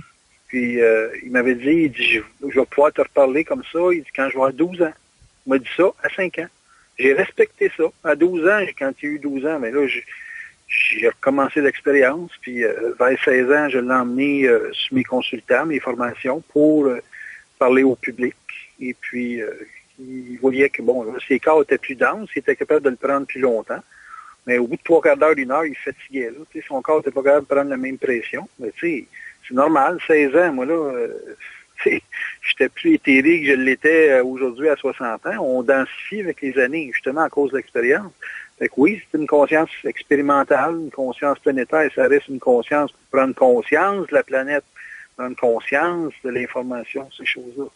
Fait que plus vous affrontez de combats dans la vie, plus vous augmentez votre densité, bien donc, conséquemment, plus les forces peuvent vous communiquez soit en vibration pour l'action ou par la parole. C'est pas tout le monde qui va avoir conscience de la vibration par la parole. C'est ceux qui vont s'en servir qui vont avoir conscience. Parce que pour que les forces te parlent, il faut que ça te serve au niveau de la communication parole. Il y a beaucoup de gens qui vont être mis en vibration pour une action, sans réflexion, j'entends, là. Mais c'est pas nécessairement des gens qui ont le mandat planétaire de parler, là, tu sais. Moi, je vis dans un milieu qui est très ouvrier. Et puis ces gens-là, souvent j'en vois, là, ils sont sans vibration, puis ils font les choses sur le sentier, là. Puis c'est extrêmement intelligent, là. Puis ils n'ont pas suivi de cours à l'université, puis ça. C'est pas des intellos, inquiète-toi pas, là. Mais c'est des gens qui sont très vibrants, là. Quand ils font les choses, ils vibrent au maximum de ce que leur programmation leur permet. L'intelligence, ça passe dans tout le monde en passant. C'est de l'esprit, si t'en as pas, tu meurs. Donc, même les bandits ont de l'esprit. Fait que c'est une dynamique qu'on juge. Quand on le juge spirituellement, on pense tout le temps que c'est des gens de bien qui peuvent être conscients. Mais les gens qui vivent dans des situations très aiguës, très difficiles, même dans une condition de guerre à tuer du monde, tu peux être très, très contacté, très vibrant. Mais peut-être qu'ici, on pourrait faire la nuance entre quelqu'un qui est vibrant astralement versus quelqu'un qui est vibrant sur le plan supramental. Moi, je ne fais pas ces nuances-là parce que ça fait de la hiérarchie. Personnellement, je suis aussi astral que n'importe qui. J'aime ça bien manger. Je suis d'un carabine par-dessus les oreilles depuis 1 an. Puis tu peux pas être bien plus astral que ça, là. Mais moi, c'est pas l'astral qui m'énerve. Parce que de l'astral, c'est du matériel expérimental. C'est de perdre ta cohérence dans l'astral qui est le problème. Quand à un moment donné, tu n'es plus capable de saisir ce qui est ta propre vibration, parce que j'ai déjà fait de l'exorcisme, et puis des gens qui sont manipulés par de l'astral, ce que les gens appellent des entités, des affaires de même.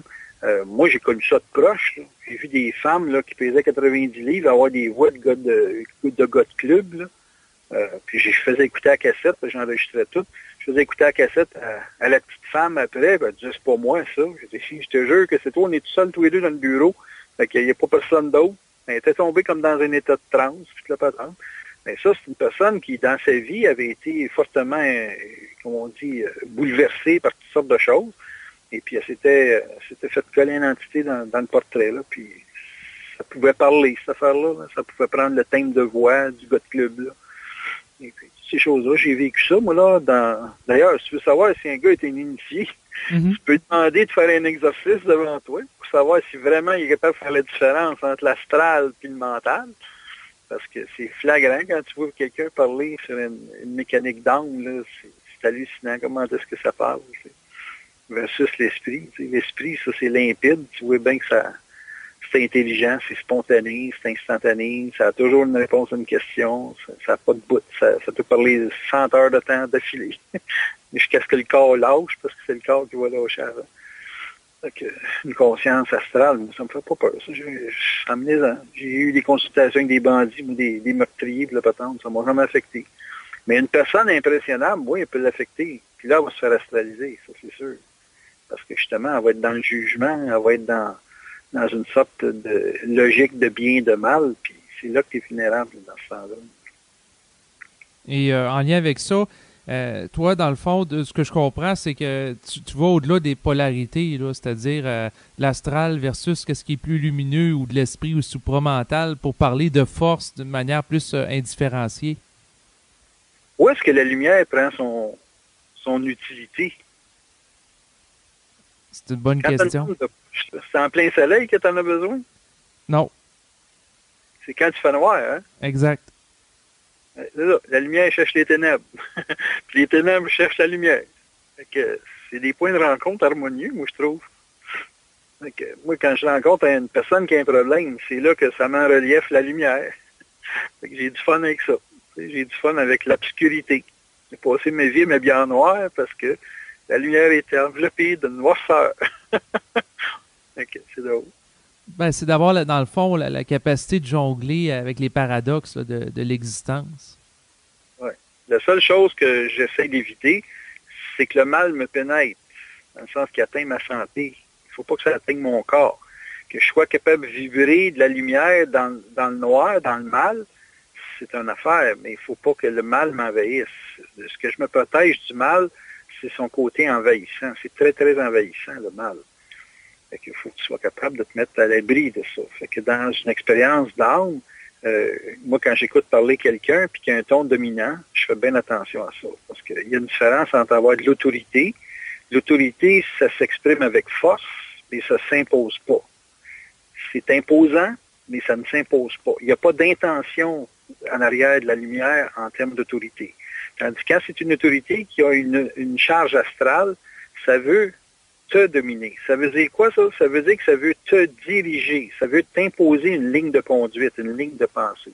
Ça, c'est délicat, ça. Ça, quand tu as cette dimension-là, ça va au-delà de l'autorité. Ça, c'est assez délicat. Même les gens qui ont des vérités qui sont liées à du bien peuvent être des éléments de mal dans la vie de quelqu'un parce qu'ils peuvent vouloir imposer à la personne une ligne de conduite bien. Il ne faut pas oublier que dans la vie, c'est le mal qui forge la force. Hein? Fait qu'une personne qui vit une expérience difficile, ça ne veut pas dire qu'il faut que tu l'arrêtes. Ça peut être nécessaire qu'elle vive ça, justement, pour être capable de se donner une densité et puis être capable, après ça, de contenir son intelligence ou son expansion. Moi, il y a beaucoup de gens que j'ai connus qui ont laissé une démarche dite de conscience, puis il y avait tout le temps la même expression, il faut que je vive ma vie. Pourquoi? Parce que souvent, ce qu'on appelle la conscience dans ses principes ou dans ses idées, c'est extrêmement virtuel pour les gens. Donc, c'est vécu comme une philosophie, puis un mode de fonctionnement à suivre. Et ça, dans un sens, c'est très religieux. Fait que ça a une perception chez l'individu comme un peu dogmatique. Puis, style, si tu fais pas ça, tu auras telle conséquence. Moi, j'ai vu du monde manipuler les gens avec des termes de Bernard. J'ai vu des femmes dire à son mari, Bernard a dit ça, il faut que tu fasses ça. Puis le gars, lui, il venait pas d'une conférence où il n'avait pas fait son séminaire. Puis j'ai vu des divorces à cause de ça, parce que la femme, elle respectait pas le milieu ou le rythme de vie de son environnement, y compris ses enfants, souvent. Donc, c'est délicat, la notion de vérité, c'est très, très dangereux. Tu sais, on a des guerres religieuses. Le pendant ou la polarité de la guerre, c'est la religion en passant. Hein. Fait que, les pires guerres, ça a tout le temps été des guerres religieuses, avec un fond religieux. Si les gens font une religion avec le supramental, on va être dans la merde pas à peu près. Puis la seule façon de faire une religion avec le supramental, c'est de donner au supramental une vocation de bien et une vocation de vrai. Les gens, ils doivent comprendre que le supramental, c'est l'expression d'une réalité et non pas d'une vérité. La réalité, c'est vrai au moment que ça se passe. Mais une réalité change. Une vérité a tendance à se fixer.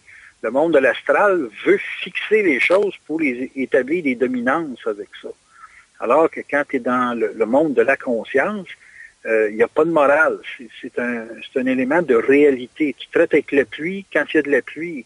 Tu dis pas il faut voir le soleil quand il pleut. Ça, c'est vouloir nier la réalité. Mais les gens en vrai vont avoir tendance à vouloir nier la réalité pour imposer une vérité. C'est bien délicat, ce phénomène-là. C'est ce qui fait les gourous, les maîtres. Les maîtres, c'est des gens qui nient la réalité au profit de la vérité. Puis ça fait des religions. Oui, c'est ça. Puis le danger, la dérive sectaire, le dogmatisme, toutes ces bébelles-là. Mais ce qui arrive, c'est que souvent, les gens qui ont baigné pendant des siècles et des millénaires dans un univers très religieux, entre autres au Québec, on vient à peine de sortir de la Révolution tranquille dans les années 60. C'est sûr que quand arrive une nouvelle façon de faire, comme le supramental, les gens vont interpréter ça à partir des paramètres qui étaient déjà là au préalable. Oui. Fait que ça crée, veut pas, un phénomène de récupération sous une forme religieuse qui va s'emparer du supramental ou les formes anciennes qui vont essayer de récupérer ça à leur avantage, j'ai l'impression. Ouais. Mais moi, souvent, je vais dire aux gens, écoutez, les forces, parce que je parle pas vraiment du mot. Moi, le mot supramental, ça habite pas bien mon vocabulaire, là, j'avoue. Je vais parler plutôt des forces. Moi, les forces puis Dieu, c'est la même chose. Les anges puis le double, c'est la même chose. C'est juste que ça a une approche plus scientifique, c'est tout. Vous autres, vous en avez fait une religion avec des croyances puis des prières. Puis nous autres, on parle plutôt que de parler de prière, qui avait la fonction de mettre les gens en vibration. Parce qu'une prière, c'est comme une incantation, tu sais, tu répètes, puis tu répètes, puis tu répètes, puis le but, c'est d'atteindre une espèce d'état alpha, là. pour justement vibrer avec un certain registre. Bon, ben, je dis, nous autres, on parle plutôt que de parler d'incantation, ben, on va parler d'être mis en vibration, puis d'agir sa vibration dans l'instantané, puis c'est juste une terminologie, parce que toutes les religions, quand tu étudies toutes les religions, ils ont toutes les mêmes bases, hein. Ça parle tout de polarité, du bien, du mal, de l'enfer, du ciel, c'est ça. Puis moi, la seule chose que je fais comme différence, c'est que l'astral, c'est une programmation d'âme, c'est tout. Et puis, qui sert à l'esprit. Il ne faut pas que tu penses que c'est contre l'esprit. C'est apparemment contre l'esprit, parce que l'esprit, dans sa finalité, ça t'emmène à une transparence, tandis que quand tu es dans l'astral, ben, tu es coloré. Mais la coloration, c'est une étape de vie, c'est pas une finalité. C'est que, pour moi, c'est juste que, bon, chaque personne a son âme à vivre. Tu n'as pas le choix de passer par là, puis il faut que tu comprennes les mécanismes à travers ton esprit. C'est simplement ça, c'est tout. OK, parce que c'est intéressant ce que tu amènes, parce que moi, de ce que je comprenais de l'enseignement de Bernard de Montréal, c'est qu'il fallait se débarrasser de l'astral, puis l'astral, il fallait faire la guerre aux forces astrales. Écoute, Bernard est arrivé dans les années 80. Il parlait des gens qui étaient aujourd'hui des baby boomers, là. Il parlait des gens qui étaient très spiritualisés. Chose que vous autres, votre génération, vous n'êtes pas. Vous n'êtes pas spiritualisables. OK? Parce que vous n'avez pas eu à vivre une phase religieuse comme nous autres, les baby boomers. Donc, Bernard, s'il avait eu votre public de 30 ans, il n'aurait pas parlé comme ça. Il aurait parlé comme je te parle là. Moi, j'ai un langage qui est adapté à votre génération. Mais lui, il avait un langage qui était adapté à sa génération, parce qu'il était 12 ans plus vieux que moi en passant. Et puis, à cette génération-là, il fallait avoir des consonances de ciel et d'enfer. Les gens comprenaient des domaines psychiques comme ça, avec des notions de bien et de mal, avec des valeurs morales. Et il fallait qu'il parle comme ça. Mais je peux tout te décoder son langage, je peux même te décoder ses cassettes et te les remettre au goût du jour. J'ai pas de problème avec ça.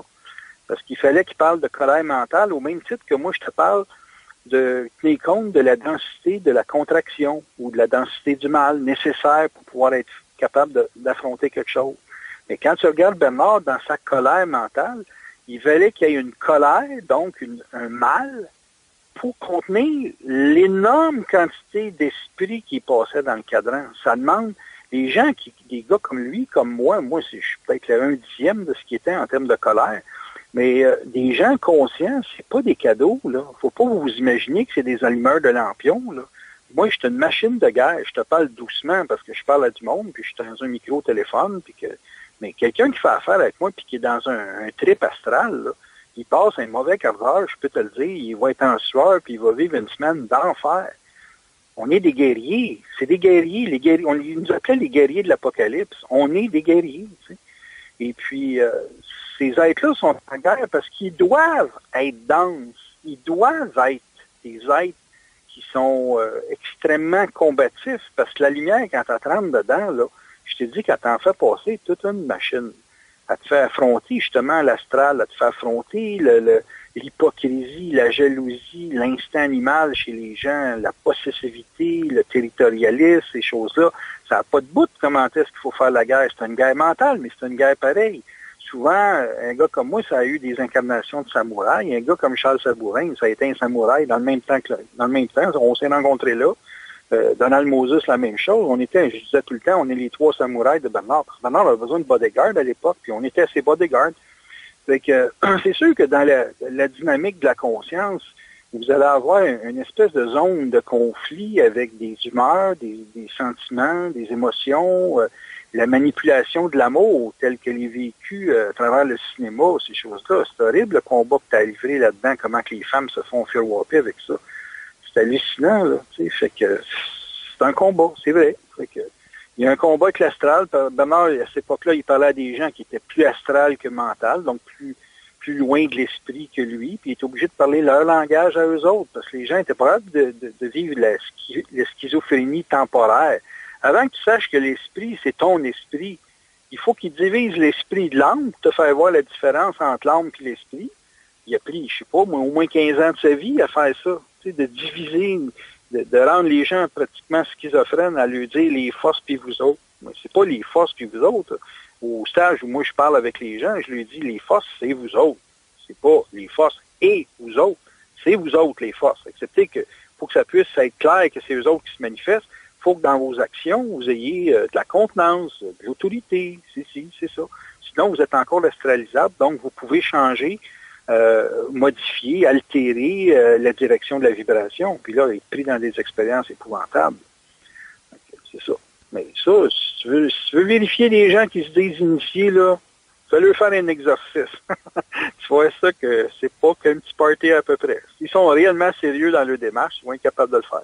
Mais si c'est des fluffs-là, inquiète-toi pas, là, ils sont pas capables de prendre le coup. Là, ça, c'est quel exercice qu'il faudrait leur faire comme test? Alors, un exercice, c'est retirer... pour te faire ça simple, là, c'est d'emmener un individu à parler, tu sais, sur...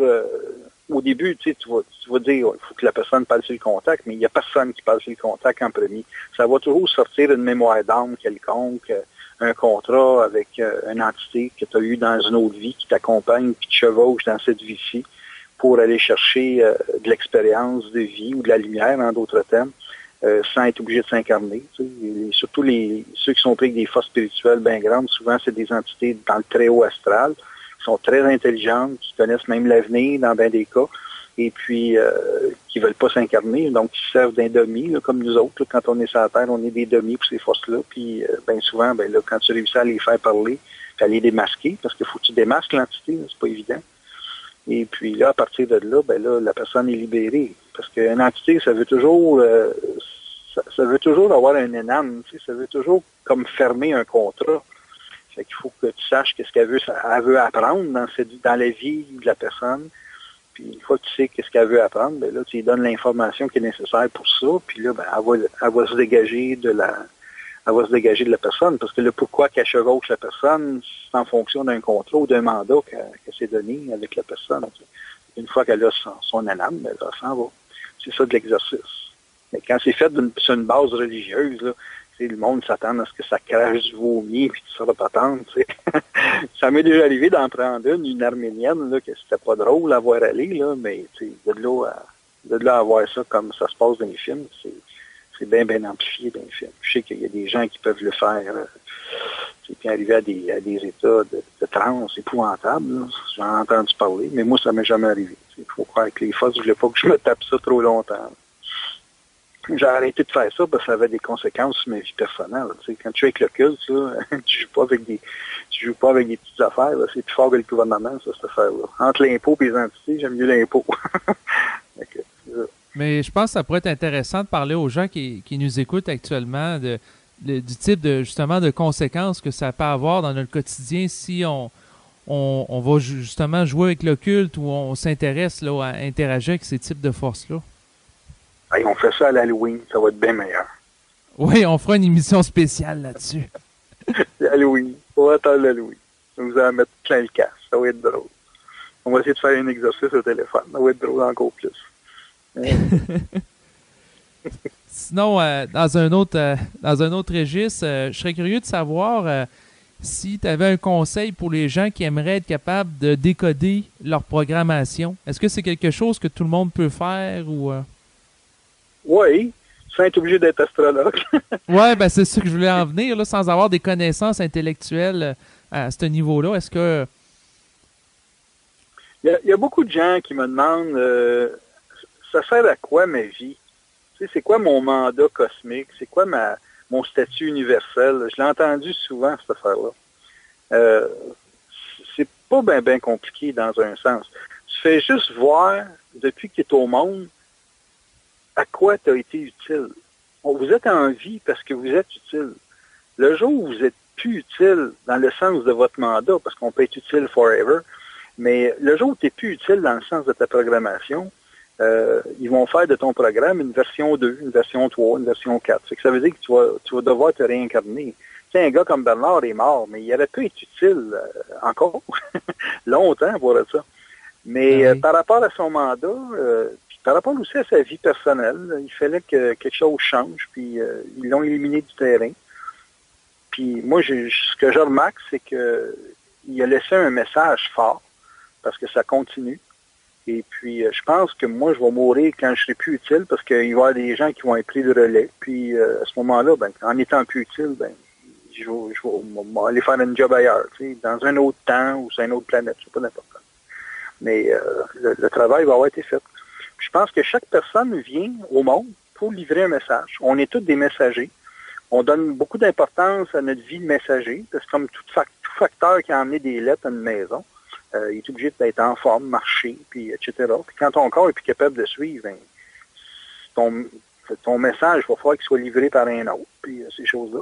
Mais tout ce qui fait que dans ta vie, tu as été utile, ça te permet de décoder dans ta vie, dans tes rapports humains, à quoi tu sers. Puis à ce moment-là, tu peux commencer à décoder le sens de ta vie là, comme tel.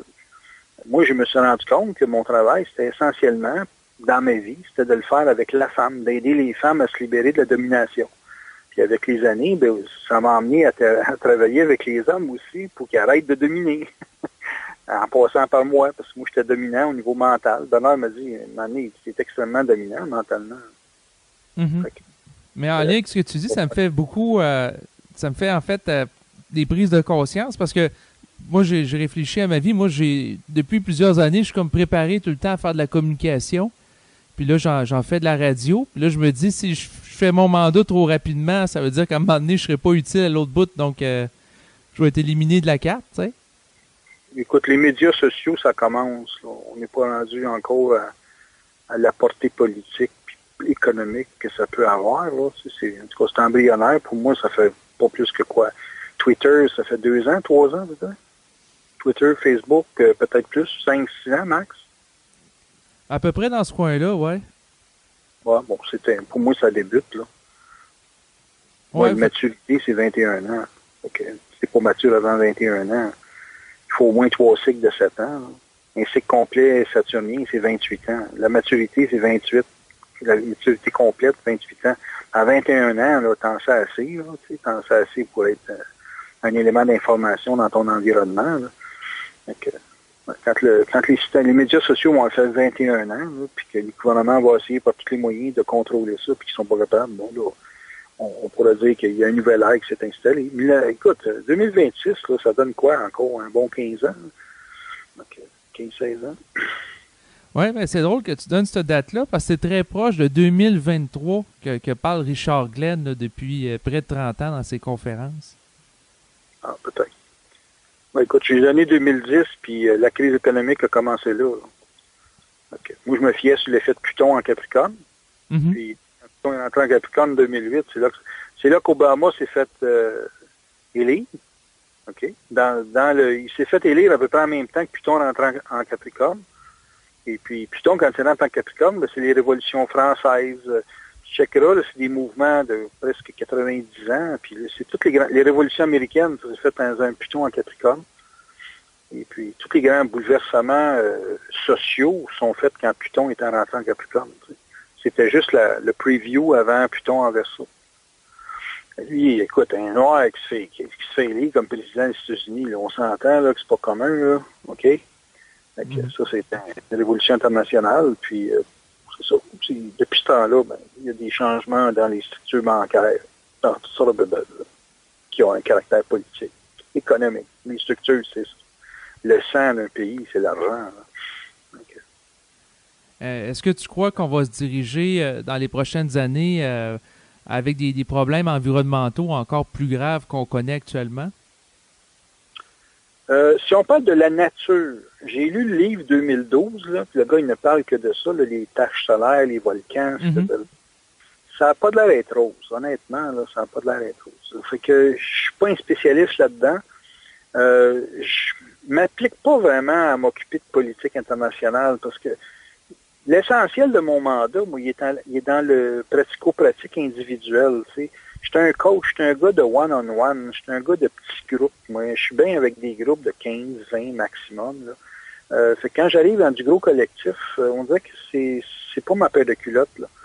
Mais je te dirais qu'à visu même, ça serait normal qu'il y ait des problèmes avec la nature parce que les gens, psychiquement, changent beaucoup et très rapidement.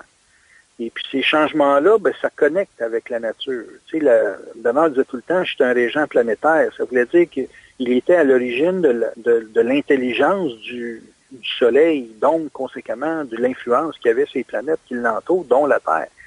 Et puis, ça supposait que chaque planète a une intelligence et un monde d'intelligence qui habite chaque planète, peu importe la nature physique de la planète. Donc, la planète a une intelligence en soi qui réagit au peuple qui l'habite, aux animaux qui l'habitent.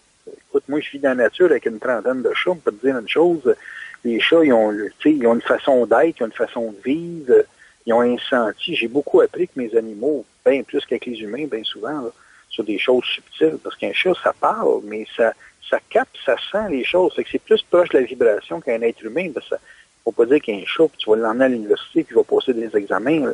Fait que la nature a énormément d'intelligence vibrante, vibratoire. Donc, si les gens vibrent différemment sur la planète, il va y avoir des grosses mutations qui vont se faire sur le plan physique. C'est conséquentiel.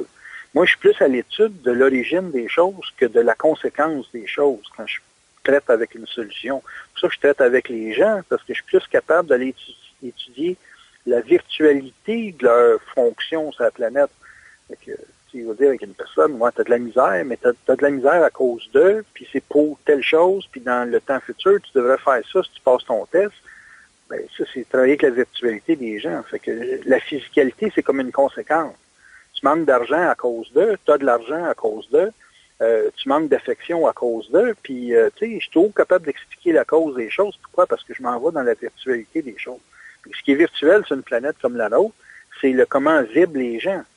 Attends, t'as rien vu, là. C'est quand les femmes arabes vont commencer à changer un arabe. Parce qu'un arabe, ça ne changera pas de l'extérieur.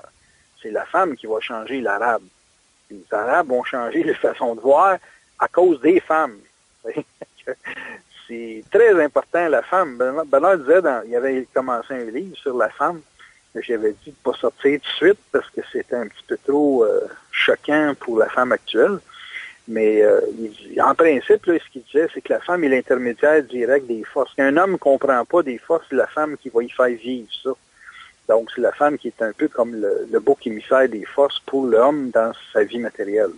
Puis la 7e race, la femme ne s'incarne pas, reste ses plans, puis le gars est fidé ses plans. Ben là, ils vont avoir un rapport direct entre l'invisible et le matériel. Fait que la femme et ses plans, puis elle communique à l'homme. On s'entend que le sexe doit être passé depuis ce temps-là. Là. Fait que, on est dans la 6e race, une race scientifique, une race qui va avoir à traiter avec la science de la vibration. Et puis ça va remplacer le fameux cristal des Atlantes là, dans le temps de la 4e race que les extraterrestres avaient emporté pour lui donner une certaine mobilité matérielle. Là. Mais là, c'est ça. On est réellement rendu dans le flahi. On est mieux de faire attention parce qu'on finit l'émission. Oui, c'est ça, exactement. mais c'est ça, mais pour revenir à du pratico-pratique par rapport aux gens, je pense que l'élément important du message qui découle de la soirée, c'est la capacité de faire face aux contractions puis aux mouvements expansifs dans nos vies, puis d'être capable de les voir puis de les décoder. Oui, c'est ça. Ça, les décoder, c'est pas compliqué. Tout ce qui fait pas ton affaire, c'est de la contraction.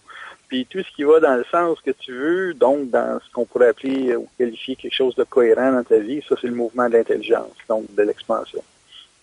Donc, dans l'astrologie, c'est Saturne, c'est Jupiter. Donc, quand tu as des mouvements comme les Capricornes cette année, ils sont exposés à beaucoup, beaucoup de contractions. Pourquoi? Parce que Saturne, Pluton est en Capricorne. Non, pas Saturne, mais Pluton est en Capricorne principalement. Ça crée beaucoup de restrictions. Saturne est en balance, mais est en carré avec le Soleil en Capricorne. Donc, les gens qui sont à subir des éléments de contraction, ben, il faut qu'ils comprennent que tout ce qui se passe autour de ça, ça prépare une expansion potentielle s'ils passent les tests. C'est toujours conditionnel au fait qu'ils passent le test. Pas passer le test, c'est se plaindre. Quand tu te plains, tu ne passes pas le test. OK. Quand on parle de test, pour que ça soit concret par rapport aux gens, est-ce que ça peut être de perdre un être cher, perdre sa job, des phénomènes de deuil? Comment? Puis là, tu chiales. Okay. Ah, je suis pas capable de je suis tombé ici, je suis tombé ça. Tu sais, tout ce qui crée dans ta vie, indépendamment de tes ressources, tout ce qui crée un effet de diminution, là, ça, c'est une contraction. OK. Ça peut être, comme tu dis, tu n'es pas obligé de perdre quelqu'un, là, que ce soit... Parce que les gens, ils vont tout le temps dans le gros drame, là, que là, c'est justifié de se plaindre. Mais tu peux te plaindre sur des petites affaires. Puis c'est les petites affaires qui font qu'à un moment donné, si tu te plains trop, tu as des grosses affaires. C'est conséquentiel. il se passe pas de grosses affaires. Si tu fais tes paiements sur ta carte de crédit régulier, tu n'auras pas d'huissier qui vont sonner chez vous. Là. Quand tu es rendu au huissier, là, c'est parce qu'il y a un paquet d'affaires qui n'a pas été fait avant que ça arrive. C'est simple de même. Donc, dans les détails de la vie, c'est dans le quotidien que la game se fait. Donc, autrement dit, si on agit tout le temps sur la vibration, ben à ce moment-là, on n'aura pas de trouble. Oui, ultimement, c'est ça. Excepté qu'il ne faut pas penser que la vibration, c'est juste du bien. La vibration, c'est beaucoup de tests aussi. Là. Quand je te dis que j'ai perdu une de mes meilleures chattes à cause que j'ai fait cette émission-là, je peux pas dire que je la trouve drôle. Ça me met bien au neutre, mettons. Parce que là, c'est correct, je file bien là, mais à matin, là, je filais pas. C'était plutôt du genre en tabarnak. Là, okay, parce que moi, je connais les lois de cause à effet, là, ces choses-là. Ben, les forces, à un moment donné, ils sont obligés de te passer des tests, sinon ils sont obligés de fonctionner à travers tes propres limites. Puis c'est pas ça qu'ils veulent, les autres. C'est un monde qui vit pas dans le temps, ça. Ça vit dans le mouvement. Le mouvement, ça implique du mouvement, donc quelque chose qui change tout le temps. On n'a pas tout le temps le goût, nous autres, en tant qu'égaux, de se faire brasser le yogourt tout le temps. Là, on veut le manger, là, on veut faire tout le temps brasser. Là. Il y a des fois que j'en ai ras le bol de me faire brasser. Moi, là, c'est ça, c'est contrariant que tu aies perdu un chat. Puis j'ai d'autres invités que j'ai reçus dans mon émission qui ont eu soit des obstacles, comme toi, tu n'étais pas capable de te brancher sur Skype, des trucs comme ça qui sont arrivés. Puis c'est comme... bon, il y en a qui diraient que c'est des résistances du monde astral. Je sais pas qu'est-ce que tu penses de... Toute contraction a une base astrale, c'est sûr. Mais tu sais aussi, toute satisfaction a une base astrale aussi. La personne est bien contente de pouvoir s'acheter un Mercedes. Là.